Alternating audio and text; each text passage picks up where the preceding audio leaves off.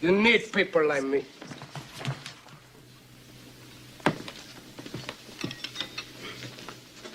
You need people like me so you can point your fingers and say, that's the bad guy. Now, what you're going to hear is a clip, a little snippet from a talk show. And this is something that I went over in a live stream that I did recently, but I feel as though that this needs to be realistically focused on because this is something that, in a sense, does not seem to really get talked about. So let me just let you hear the clip. Something that I didn't see, or she'd start talking, like start saying, she'd start getting mad, talking, like start yelling. Yeah. You said you told my producers that your mom said something that really upset you. What was it? She said she hate me and she wish I was dead. Wow. When did she say that? In December. So recently. I'm sorry she said that. It's okay. What did that make you feel like when your mom said that? It made me feel like nothing. Made you feel like nothing. So I talked about this directly in the live stream and I addressed it. And I had a few people try to show up and basically tell me that, hey, as a black man, you shouldn't be continuously talking about, black women. You should be focused on what it is that black men are doing and has some comparisons in between oh well, you're focused on this, why don't you take a look at what these men are actually doing and how they're actually making change, right? As if to say that, oh, these are real men because they're talking about real issues, while you're not, because you're focused on this and consistently talking about black women. And like I said, you have a lot of people that don't want to address a lot of things. And as I told people before, you have enough men out here to take on a variety of topics, right? Whoever those people are that are quote unquote real men and they're focused on whatever topics and they're making change, kudos, and that is directly great for them. This is specifically what it is that I'm focused on because I have an understanding of what this is, right? When you, in a sense, have mothers out here who decide to talk to their sons this way. I have been able to witness in my lifetime a young man at the time who had a mother who was going through um, problems with alcohol. And the way at certain times that he would get embarrassed, that he would get talked down to, talked about, that he would get hit, it hurt me, even though it did not specifically directly happen to me. But in him, I saw myself. So, when I think about experiences that I've been able to witness, that I'm there, that I'm able to hear, it's amazing to me how other people tell you that what you're speaking on or talking about is not important when not just that young man is going through that, but you have other black young men right now that are going through a type of relationship like that with their mother or the women in their family, or even worse. To literally have your mother who you came from, she, you were a part of her for about what, a good 9 months, and to finally make it out and to be a part of the world and to grow up to a certain point where your mom looks at you and has regret and states that, I wish you were never born. I can't make people understand how that would make a child feel. No child has ever asked any adult here to lay down with another adult so that they can be conceived. It was adults who decided to take the option and opportunity to lay down with somebody else random in order to create a life and bring them here. And it's crazy to me that the people who are able to give life will have such a reckless mouth like this to a child. And this is why I speak on the things that I speak on, because obviously a lot of other people don't care and a lot of other people aren't going to talk about these topics. Because again, these type of topics, they don't really get that many views.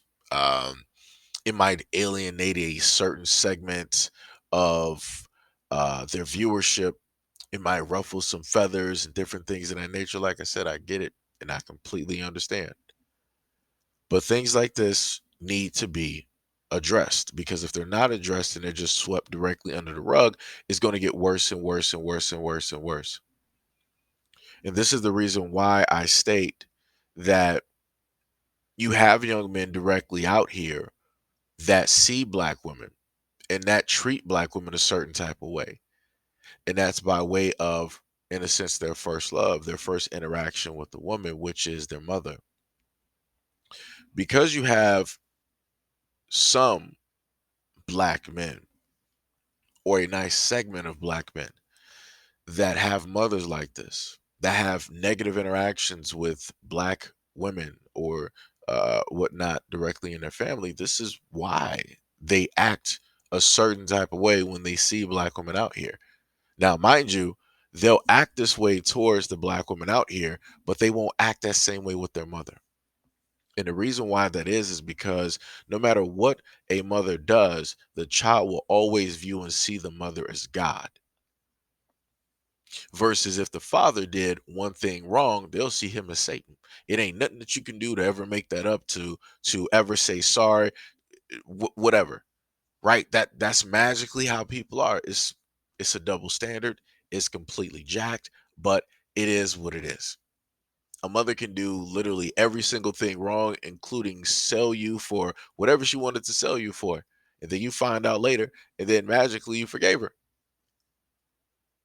But a father does something, one thing wrong, not even close to that standard, and magically people are ready to throw away the father. It's like, oh, okay, no, I never forgive you. You're not my father. You're not a part of me. You're just a donor. Like I said, it's a crazy double standard. And this is why I sit up there and say that a lot of women that can give birth are not mothers. This is why I look at Mother's Day a little bit iffy, because a lot of women out here who I've been able to see and witness with their children, no matter if it's in the mall, if it's in markets, a convenience store, just walking down the street, the way that y'all talk to y'all kids is reckless. A lot of y'all don't need kids. Y'all don't even need to be able to have kids. The way that y'all talk, how reckless y'all are, how y'all sit up there and treat them, how y'all berate them and belittle them in front of the public, in front of other people. Like I said, too many of y'all having kids out here are still kids yourself. You can be 30, 40, and 50. You're still a child, because mentally that's where you are, no matter how much they say that girls or women develop quicker than boys and men. Yeah, you might want to retake some polls on that.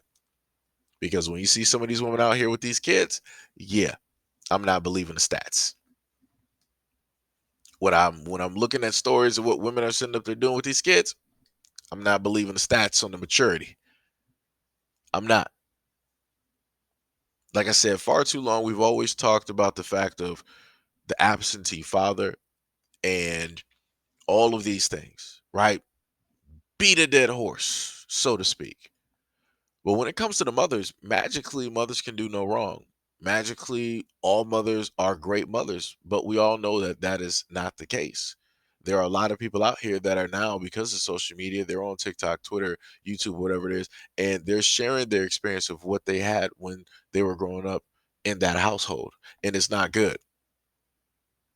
It's not good. But yet people don't want to focus in on that. But the moment in time that somebody gives an experience on, hey, I didn't have a father in my life. Hey, this was, the one thing wrong that my father did. Magically, everybody want to zoom in on that, and they want to highlight that.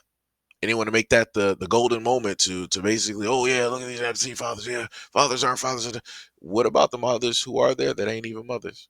What about the mothers who are there that's trying to live hot girl summer every single day? What about the mothers that are there that are dressing provocatively around their kids? What about the mothers that are every single day that are bringing random men into the household, giving those random men access to those kids? What about the mothers that are wishing death on their kids? What about the mothers that tell their kids, I wish you were never born? What about the mothers that are telling their kids that you are the worst thing that ever happened to me? What about the mothers that are telling their children that you are my biggest regret?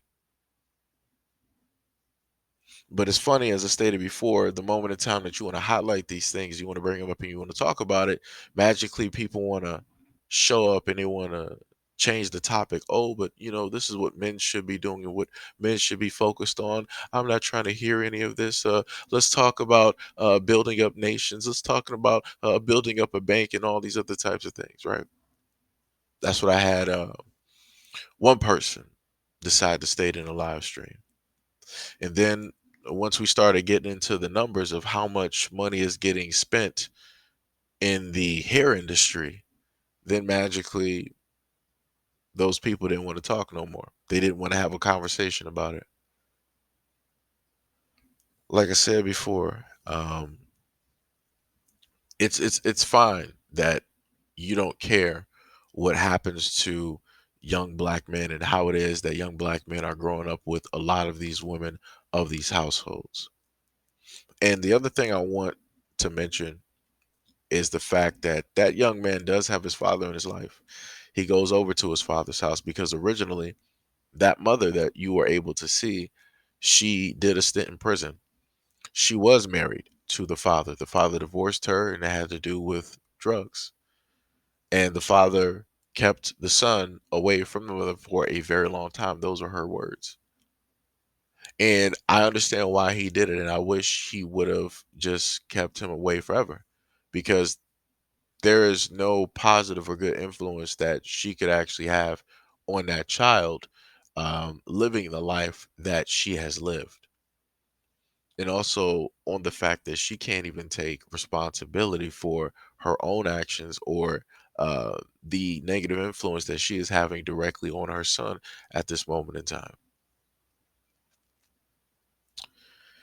So, like I said, this is the world that we live in, where if you start talking about young black boys and how it is that they're growing up and the people that are affecting them, people want to turn a blind eye. They want to sweep it under the rug, but then they want to turn around and try to talk about quote unquote the black fathers and what it is that they're not doing, what it is that they could be doing right, and everything that goes wrong with them and how it is that they're not contributing. But they don't want to talk about the mothers who are there and not there at the same time. They don't want to talk about the mothers who want all the celebration and the glory for just laying on her back and having kids.